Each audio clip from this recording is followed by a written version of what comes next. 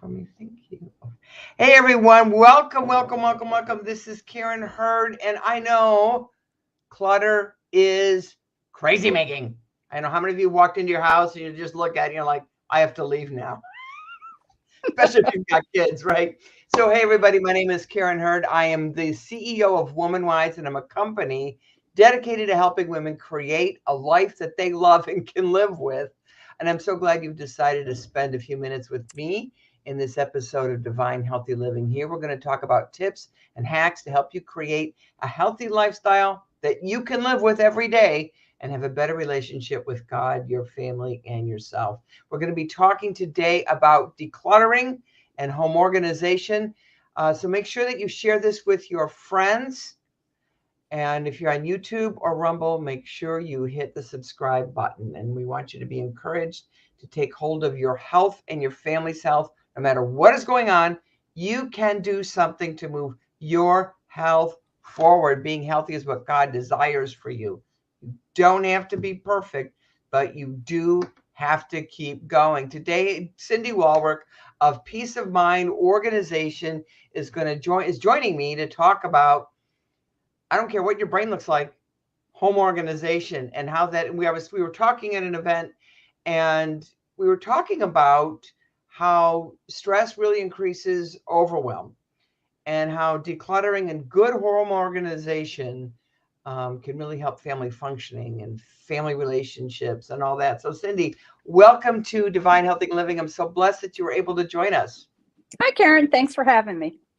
And now I wanted to ask you, how did you get started? Cindy and I have known each other off and on for a few years. And how did you get this started in home organizing? Is that like the first love? Well, actually, it kind of is. I was one of those kids that when I went to visit family members, Mhm. I would walk in the space and I would start ordering it if it was chaotic. Did you stack Yeah. toys one on top of each other when you were a little Yeah, girl? yeah, yeah, yeah, yeah. I mean, my aunt loved to see me come because by the time I left, things were in order. So I've always been that way. It's just kind of the way my brain works. And Hmm. I used to always say to my daughter, in another life, I would have been an organizer. And so I transitioned from the life I had, which I had a career for 47 years of What did you making people beautiful. I was a hairdresser. I do? made Okay. women, men, I made people beautiful. So now I've transitioned into making their spaces beautiful That's by wonderful. through And actually, decluttering, organizing, and making things beautiful. that's wonderful. And actually, they're related. You were They organizing hair, really are.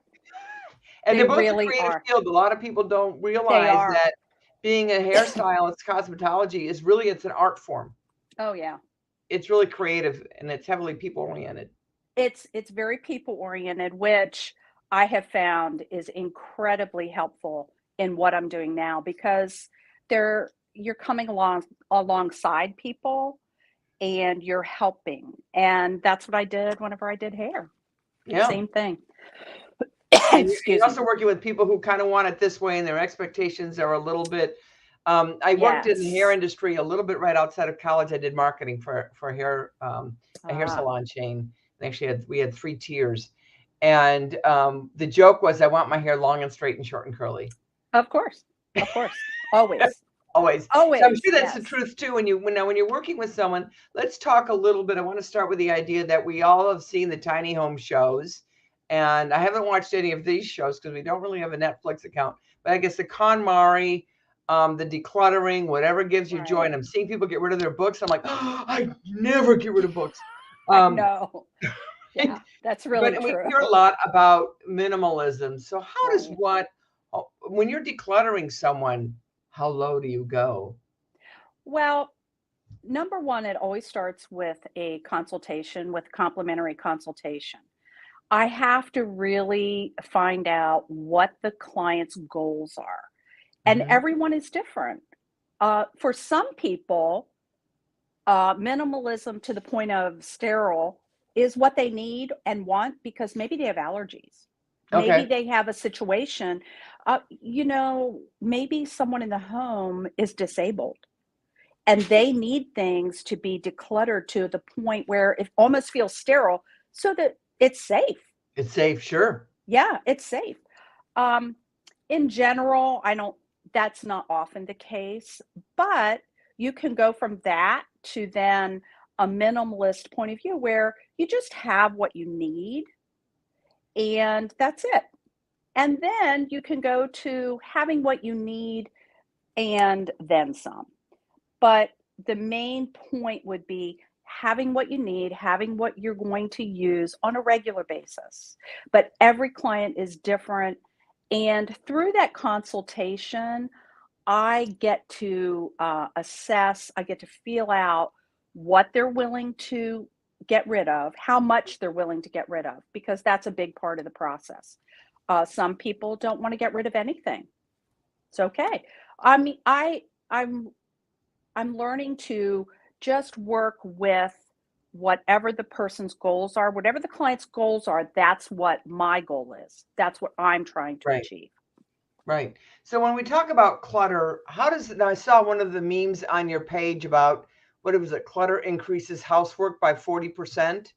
It decreases housework. I'm sorry, Yeah, decluttering decreases housework. right, If you right, have it, it's increased because you're just stepping over right. stuff and you don't That's know. exactly right. So let's talk just a little bit because I do want to get into some of the specifics. Um, when somebody is, how does clutter impact how we think about ourselves, or how does it impact function in family relationships? Well, it often comes between relationships, between couples. I've worked with clients that I have one client that the particular room that we're working on, it becomes a weapon for her Mm, husband when she fusses at him about something, then he uses this room to come at her. So it kind of becomes a weapon like, well, what about this? You haven't been able to do this. So being able to get that ordered and in a way that she can use it, then he's not going to use that as a weapon against her. I had another client, a couple, she alluded to the fact that it was really become it the disorder was coming between her and her husband. That was a situation where he also was disabled and he has a high need for organization so that he knows where everything is and he can count on it being there when he goes for it. okay. And that's just not the way she works. And so getting things in that order was helpful for the two of them, both of them together. Well, and I So it think definitely affects relationships.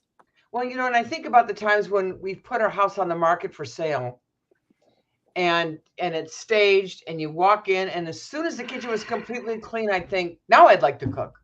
Yes, that was a big part of this particular situation. I went in, I did a kitchen. She said to me, "I never cook. We order out all the time." So think about that from a monetary point of view. The Mhm. money that you spend by not cooking in your home because there's so much clutter in the kitchen, you can't. And you can't And function around it. And I'll tell you, on top of that, it's a health issue when you're eating out yes, that much, because yes, they really do inject the chicken breast with fat, sugar, and oil. So you're getting calories in food and ingredients in food that if yes, you were making that same recipe would not yeah, exist in home cooking. It's just, and I think that's why a lot of times when people, just from a real estate perspective, when they look at a home and they see the clutter, they can't see the house.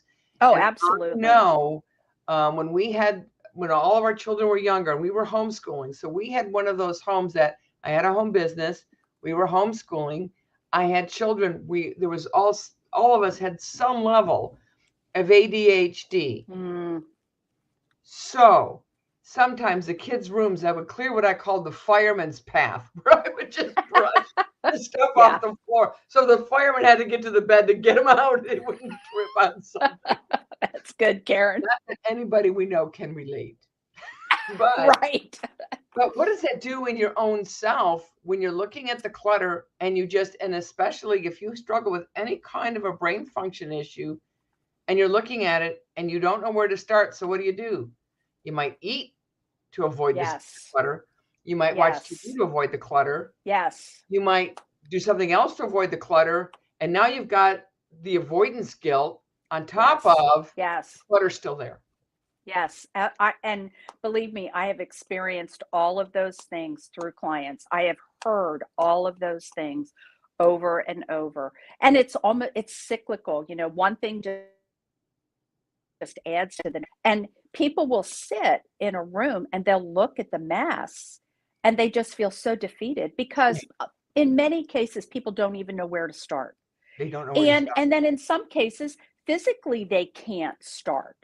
They need someone else's arms and legs in order to be able to do it. You I've mean had the that objective, like the situation. objective third party that can come in Yeah, and well, that absolutely, yes. But physically, I mean, I do a lot of lifting and moving oh, okay. Would you be and talking they about somebody who's disabled or physical. elderly? Yes. Yes, situations where physically they can't do it. They want to do it. They know it needs done, but they can't do it. They can't physically do it. And then on top of it, they don't even know where to start, which is where I come in. Right. Now, let me ask you this because I would think that some people looking at the clutter of their houses. Now, I've been in a lot of homes in working from home and visiting other people. We all know that the laundry couch is the other and true laundry basket. We all know. So if that's you in your house, you are in good company. You and 300 million other Americans, right? Absolutely. What it's Yep, for. Nobody absolutely. sits in it. It's for laundry.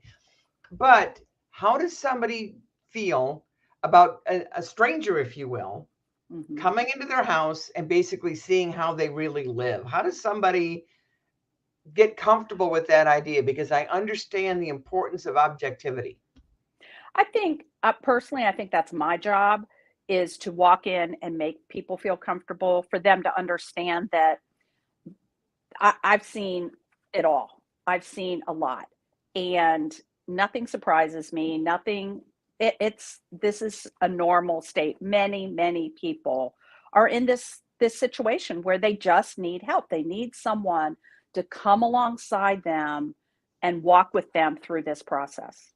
And And when I walk in the door, I feel like that's my job is to help them feel comfortable, to know that it's okay. right. We've So all we want to look, get we rid all of have junk clutter drawers. shame right now. We want Right. to get rid of clutter shame right now because Absolutely. that shame is actually compounding. And if Yes. you're getting an Yes. organizer, somebody to come in and help you, like Cindy, or if you're getting even doing something, even going to the Fly Lady website, which she saved probably a lot of homes and marriages. I remember when I was first married and our daughter was born on our first anniversary. So we were like right smack dab, first anniversary, happy anniversary, it's a girl. And so, but, and she was a needy baby. Mm, So all of a sudden, I'm learning how to be at home after being in the workforce. I'm learning because she was only not in the workforce for a couple of months, right? The last 6 weeks of pregnancy before she came, and then a needy baby and newly married, and so all those yeah. adjustments and not A lot. knowing where to start. Yeah. And my mom didn't really run the house, right? I didn't live with the mom who said, it's Tuesday. Tuesday morning, we do ABC. And I remember, I Yes. cannot remember this book, but it was these two women who realized if they didn't deal with the mess in their houses, their husbands were probably going to walk because it had just Yeah. become dinner was Yes. never on time. And they didn't feel good about it, by the way. Yes. Of course not. And to be honest, Karen, that I have found that is that there are a lot of young women that do not know where to start Hmm. because they didn't have it modeled for them. And I'm not blaming anyone. I'm just Right. saying they didn't learn it at home. And so that's one of the aspects of this is I get to also teach people how to go about it. And my goal is that once I get things in a good place for them, that they'll be able to continue and maybe they can tackle other rooms by themselves because they've learned basic principles as we go along. That's I, Right. So I you'd mean that's almost feel like, always I'm sorry, go on. no, that's always one of my goals. So it's really for those of you kind of going, well, I don't know if I could really. it's no different than a life coach or a sports coach Yes. Yes. or a financial advisor. It's the same idea of bringing in an objective third party Yes. who's not going to look at your, and I think sometimes if you watch some of these TV shows, you sometimes get an attitude because sometimes they have the attitude because that sells on TV. Yes. But it's not real life. Now, one of the things I'll hear when I see these minimalist things, and now my grandmother was a Depression era person. Oh, yeah. So we didn't throw anything out because you never knew when you were going to use it. And as Yes. a homeschool mom, toilet paper tubes really do come in handy because you eventually there's some curriculum that's going to say, use it. now take those and make them. You're like, dang it. I just threw out the box with 500 of them. So, you know, she's laughing, but it's really true. Especially when you're raising kids, you're gonna sometimes there's just those things. So she didn't throw out anything, and there were emotional attachments to it. Yes. And we've come through, and there's just times in our lives, and we've just had now we just downsized, and we actually downsized too far. So I do want to talk about that in just a second. Yeah. But how do you define clutter? What is really clutter? Because it could be you just don't have the right kinds of storage for how you live your life, really. Yes. And I'm sorry, and I've looked at these because I was kind of like a self-taught mom in that regard, because a lot of it wasn't modeled for me.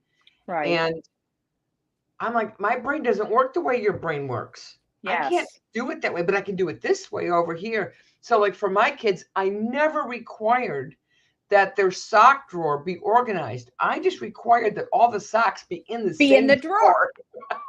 I'm with you. If I said they have to be rolled, and that would just like we were not that organizational linear family. Now you might be and go, how can you not have your socks that way? So what's clutter? How do you know when it's just clutter and you got to deal with it, and it's just storage solutions? Or maybe it's just a stage of life. You've got kids. They've got a bunch of kids just have stuff sometimes. Yes, that's true. Well, I think clutter impacts your daily life and it impedes your daily life. You can't get done what you need to do because you have all this stuff. The other thing is clutter, I think there are many situations where people will think, now I know I have this, but I don't know where it is. So think of the time that you spend looking for that item. Then you never find it. Then you go out and you buy another one. So and then you find it. Yeah, and then you find it later. Absolutely. I can't tell you how many times I have heard this on every job. I thought I had one of those. I wondered where that was. It's a very common thing. And so if you think about that from a time point of view and a money point of view, to me, that's if there's so much stuff that you can't find what you need at the time, or you don't know where anything is, that's impacting your daily life and it impacts your family life. I think in a situation where it's a homeschool mom, I mean, that's a challenge, but that is a challenge for organization. You really have to be organized when you're schooling your kids and you're taking care of a home. There's a real need for organization there. And there are plenty of storage solutions for that situation. And that's when, especially in a homeschooling situation, you've got to have your schooling things organized. You have to have their home things or, their clothes. You have to have all that organized because I think, again, you have to remember that you're modeling this for your children and you're teaching them. You're teaching them something. And I think that's an important thing. So you ask about when do I know it's clutter? When it impacts your In other words, life. useless clutter. When I say clutter, I mean it's an item that's useless. It's just junking out the house. It's different than a storage solution. Yes, absolutely. So storage solutions come in, the toilet paper rolls that you were talking about. Yeah. Okay, don't get rid of them, keep them, but let's have a big bin in your garage, and that's where the toilet paper rolls always go. They always go in there. It's labeled toilet paper rolls so that you know where they are. When you need them, you go out and you get them. When you get more, you put them in that container. That way they're not all over the house. Right. That would be the Right. way I would approach that. Yeah, and that's a great idea, especially if you're a gardener and you use those to start your plants. Then it's a, but Sure. I mean, there's things that, and I think sometimes the whole concept of recycling or upcycling, we tend to keep stuff beyond what's really useful, and Yes. we don't know we're a consumer society. And sometimes I'll look at stuff and I'll think, I hate to throw it out. It has value to someone. I don't want to throw it into a landfill, but I know Right. the thrift store has like 500 of these already. And It it's is just, we true. just overproduce some things. Um, so I just want to back up 1 second. So I want to deal with brain function issues and organization because, especially if you've got ADD, ADHD, we have Yes. something we call decision juice. Yes. And if you're trying to organize it yourself, all your energy will go into making those decisions, and then nothing else will be done because all your decision juice Right. is Yes. used up. Right. And it was interesting. I would organize things for my husband, and he never used the organization ever. Ever. I'd label, and I'm like, just throw it in the bin. It doesn't have to be organized, just throw it in the bin. And he Right. wouldn't. Then one day, just about a year or so ago, he looked at my laundry room and decided he was going to organize it. I know. I Great. think about it a little bit differently, but since he did it himself, Ah. he always he organized it for the way he was thinking. And I Well, can figure it out. So it's not bad. But that was really, really interesting. If I organized it, even trying to make it what I felt was simple, it's like he didn't physically see it. He didn't yes. physically read the labels. Does that make sense? Yes. And one of the things that I am constantly asking my clients as I work with them is, does this make sense to you? Because I can organize for me, but that may not work for them. So I'm that's a question I'm always asking. Does this make sense to you? I'm suggesting that we put this here. Does that make sense to you? When you go into that pantry and you look for that particular item, does it make sense that you're going to look here?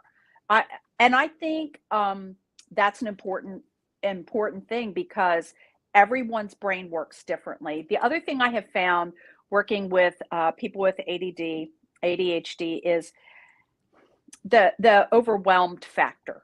Yeah. And It's huge. so I typically work in 4-hour blocks. Sometimes that's too long for someone with ADD because they get to a point where there's a glazed, and I understand it. It's hard because you're having to make a lot of decisions Hmm. and it's hard. It's overwhelming. So in that kind of a situation, what I try to do is I would try to work with them for a couple hours. And then because I've gotten what I needed from them to understand how I can achieve their goals, then I can work by myself for a couple hours. I'll do the other time by myself. So, and that seems to work pretty good. But I'm very aware of those factors that there's a point that it's like you have to stop. That's all there is to it. Their Right. brain cannot. And I understand that. I Yeah. really do. Because ADHD, for those of you that don't know, it's an executive function. Right. The brain juice to the executive function, that's the decisions, that's the transition from one activity to the Yes. next, just isn't there in the same way as it is for other people. However, Yes. your local ADHD friend can make connections about things you never thought possible because their brain is working in a different way. But yeah, I think that overwhelm. And then once it's really, really interesting especially with ADD, ADHD and things that are similar, because PTSD can act like ADD. Um, Yes, that's true. it is that once it's organized and once you've got the routine, you're actually not thinking about it. It becomes automatic and it actually frees Yeah. up the decision juice for the next time. If you can go through that transition of just kind of training yourself, and it really doesn't take long, especially if it's Right. kind of like what I'm hearing from you being like more of an organic Mhm. organization where it's the way we think. Now, let me ask you, are there certain things that should always go in a certain place, like regardless? Do you find that there's just Mm, when things are organized, it's because it works well for the majority of people. Yeah, well, okay. So in a bathroom, yes, there are certain things that ought to be in certain places. In a kitchen, personally, in a kitchen, I want my kitchen items to be where I'm going to use them. So, because to me that's functional. Right. It saves time and it's functional. So often I will say, I'll ask, do you do a lot of baking? If they say yes, then I want all their baking things. I want them in that cabinet. I want the counter to I want that zone. Like a I do station. operate I operate based on zones. I try to get things in areas that's where Mhm, you use them. And mhm. even in a pantry, I want those things to be where you use them because that seems to make the most sense across the board. Right. So that's why and even in a closet, I will look at what is used the most and I put them in all together. I want them in zones. If you're athletic and you have a lot of athletic clothes, I want them all together. You're gonna, I don't want you to have to run here and run. We want them all together. And that way, when they come out of the laundry and you fold them, they go right back there. It's so much easier. It is I easy. One of my situations, the kitchen that I did, um, I was dealing with an ADHD client, and I found that often I label things. I will label containers, things like that. But in this case, I labeled the inside of the cabinets too, because she told me if she knew where to put things, she would put them there. And so I labeled the inside of the cabinet so that she would know this is where this goes. This is where this belongs. And I just communicated with her last week and she told me she's really excited because she's able to keep things the way they were. So that was exciting for me because that's the goal. Right. That's the And then goal. now she's freed up. Now she Yes, feels she confident. Now she absolutely. feels peace, right? She can Yes. rest. And she may say to herself, well, my bathroom needs to be organized. Maybe I can go there and employ some of the same things that she did with me, Cindy did with me. I can do the same thing in the bathroom. Sure. That's a win to me That is a if win. she feels confident because a lot of it is confidence. A lot of it is the confidence How uh, so? to be able to do those things. And so I think what keeps people from doing it a lot of times is a lack of confidence Do you because ever they find feel it's like they like don't it's know what kind to of do. like the little voice of maybe an Yeah. adult in their life saying, That's not how it's done. And that Yeah. kind of, but this is how I need it." Yeah. Exactly. I had one client, I mean, she said, I just sit and I look at this stuff. Now it was all boxed, but she said, I just sit and I look at it and I just think, what am I doing with all this stuff just sitting there? I had another client that we did garages and she said she would wake up in the middle of the night and she was upset because she was thinking about these garages that were full. They were full. And she's in a situation where she's going to be downsizing. And the garages just absolutely were so overwhelming to her that she'd wake up in the middle of the night thinking about the garages. So we've gotten those garages done, and she doesn't have to wake up in the middle of the night thinking about them anymore. She's got peace. The She has anxiety's gone. peace. Absolutely. Because Absolutely. you're talking about organizing, and especially like the downsizing, it's not about, well, I have two or three, so I have three of these, I just need two. It's not that simple because you're trying to predict what your life will look like in the future, what you're really going to That's need, true. what are you really going to miss. And when we downsized, I think we got a house we feel one room too small Uh, because, as it turns out, uh, my husband works from home now all the time as opposed to just mhm. a little bit of the time. So that extra bedroom that was going to be a guest room is now, so now there's two home offices. Right. And we realized we don't have a place for somebody to stay. And because we have one of those open rooms, right? That's they used to be called great Open rooms concept. Oh, in a the great 90s. room. They were Yeah. great rooms. I don't know what Right. they are now, but it's the kitchen, um, living room area. It's Right. like if somebody wants to watch TV and somebody wants to read, Yeah. somebody has to leave. So Yeah. you can't really do shared activities. We're like, we went down a little too small. We got bigger land. That was the thing. But one of the little organizing tips I ran into one time was actually from the Goodwill store. And I noticed they organized everything by color. Yes. And I'm like, wait a minute, Absolutely. that'll work in my closet. Now, my closet side is organized by color. My husband can't stand that.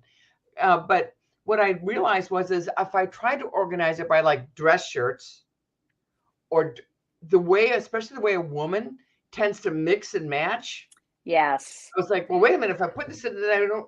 So when I did all the white to cream and I did it, it Yeah. didn't matter whether it was a dress or athletic for me. Yes. And I always knew where this is white. And then I had the transition zone of the multicolor with white in it, right?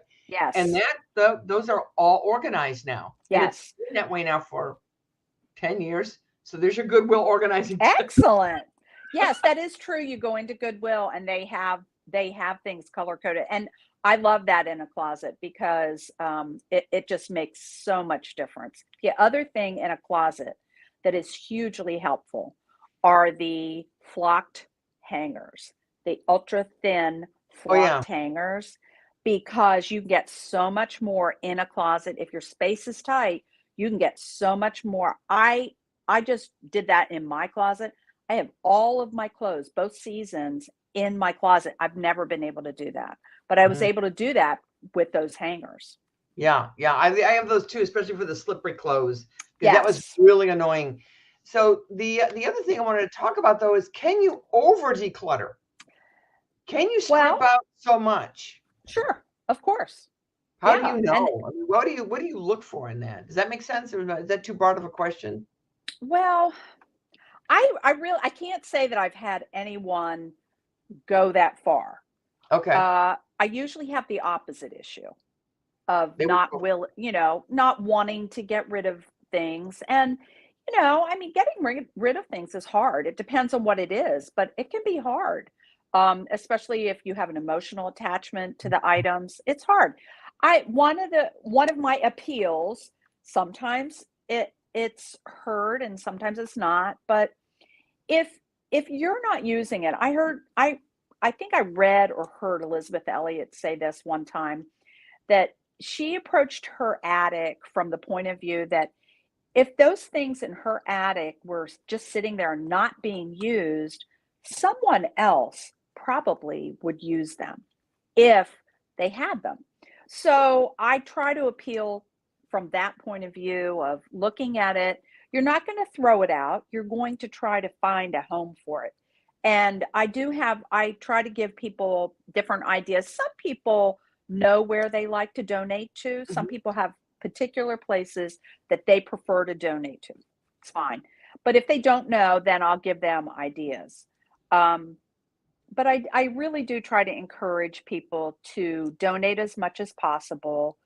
And I have found that when we start the process, a lot of times people don't really want it. They're reluctant about getting rid of things, which is understandable. It's an emotional thing.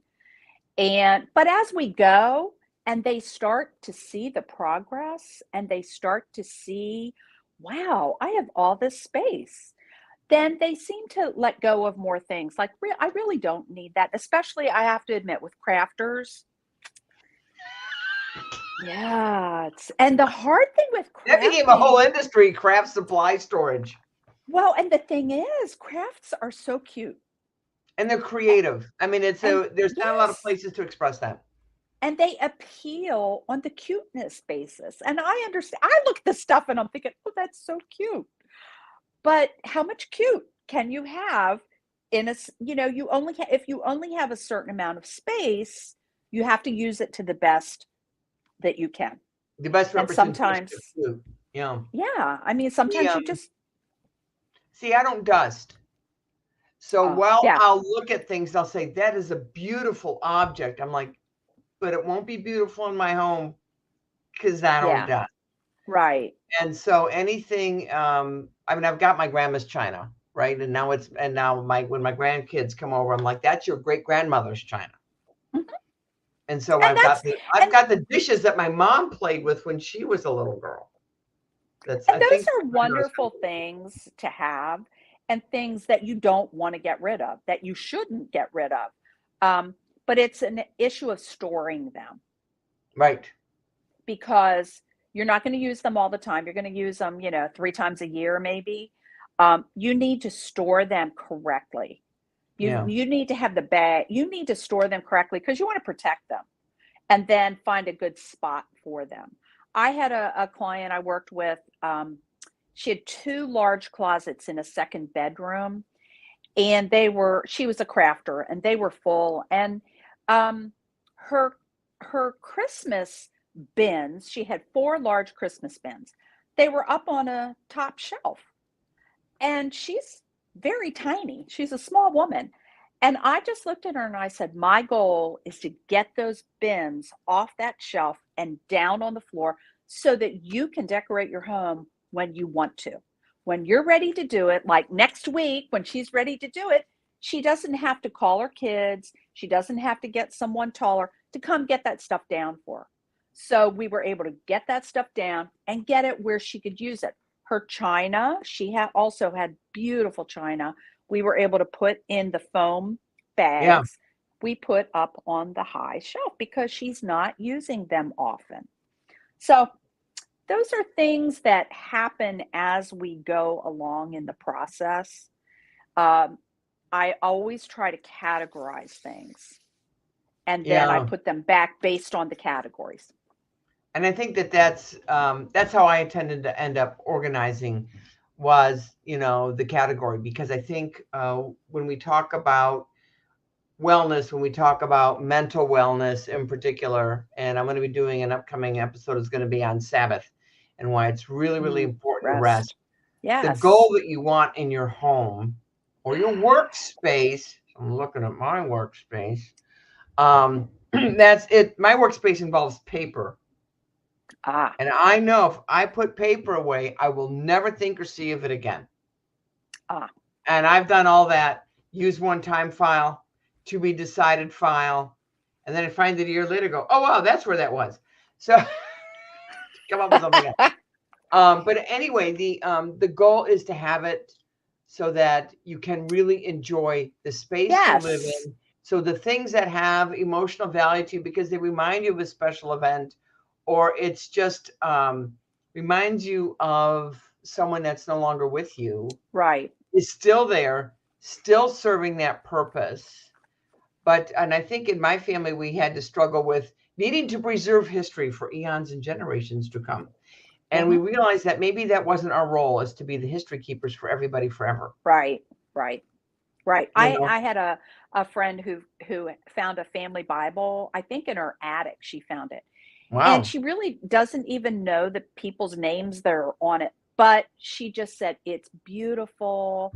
I just can't get rid of it. She said, I know my kids will throw it out, but I can't get rid of it. I said, put it in a container, put it in a plastic container, label it, and put it in your attic. It's okay. You don't have to get rid of it. I No, think and you that's might one find of that you want it later on. that's exactly right. And the kids might change their mind too. They might say, well, let's look at this and see who these people are. They may do that. I think that's the important thing, is to know that you don't have to get rid of everything. Right. And if there are sentimental things, maybe you want to display them in your home and they've been sitting on the floor somewhere. And you could take them, and sorry, you could have a shadow box made out of it. You could have picture, Hmm. whatever you can do in order to still enjoy those mementos. I think that's important. The goal is not to get rid of everything, but the goal is, in my mind, my goal for my clients is I want them to be able to walk in their home and just take a deep breath and feel peaceful and Hmm. relaxed because it's their home. Hmm. And then in another case, I said to my one client, I hope that you can enjoy making meals in this kitchen for your husband and enjoying them together. That's a Hmm. huge thing. I mean, It's, eating together and not, I just that's my was my real hope for her, is that she can find joy in using her kitchen again because it's decluttered and Right, she right. knows And where things are. the other thing that I hear in what you're saying is feeling in control of your own space. Yes, yes, It's the one yes. place where you really, because it's actually a place of authority and jurisdiction for those of you familiar with those Sure. concepts. And so when you don't feel that you don't have authority or jurisdiction in your home Yeah. because of the clutter or the conflict over how a home is to be used or how a space is to be used, when you can eliminate that, there's much Yes. more time for positive aspects of your relationship. Yes, absolutely. So I want to thank you so much for being with us, guys. I put Cindy's Peace of Mind organization. She's on Facebook. I'll put a link to her Facebook in the show notes. There's the link to her website. She does offer free. Do you do virtual consulting? Yes, absolutely. Yep. Okay, so you and your webcam Virtual. can go through and show her. Yes. But I really want to encourage you. I tell you, I'll get an outside help for a designer. I'll have them come over, and I'll pay hourly, and I'll say, look, I can't decide my paint colors, Yeah. and I can't decide the wallpaper. If I go to the wallpaper store, I will feel obligated. It's my OCD kicking in, and I'll feel obligated to go through all the wallpaper books in case one of the unusual ways of using wall.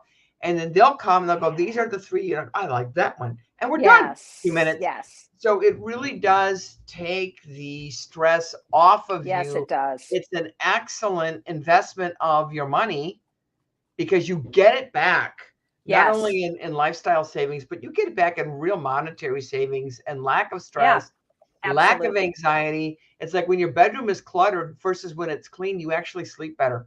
Yeah, for sure. You actually sleep Yeah, better. and you don't have to spend money going and buying extra things that you still already have. There's that. Some things are worth keeping duplicates of, but most things are not. Yes. So, Yes.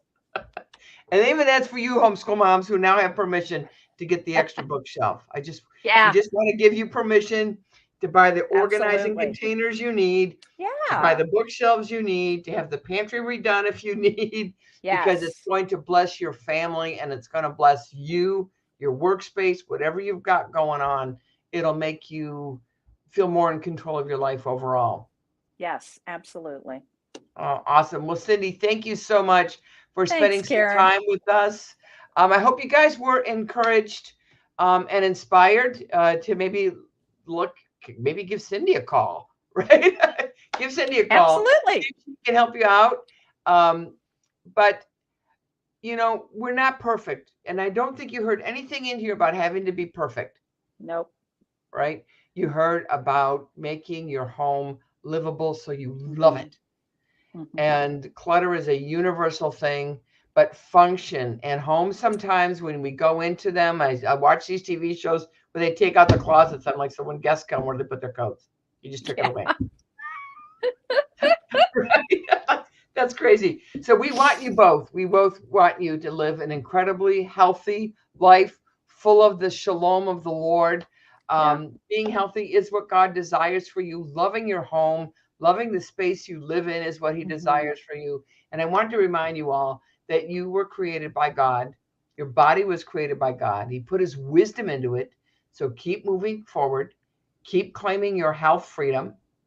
And this is Karen Hurd again with Divine Healthy Living Podcast. I want you to enjoy living in the shalom of the Lord. Remember to subscribe. If you got value from this episode, please share it with your friends. Please make sure you give Cindy a call, and we will see you soon. Bye now.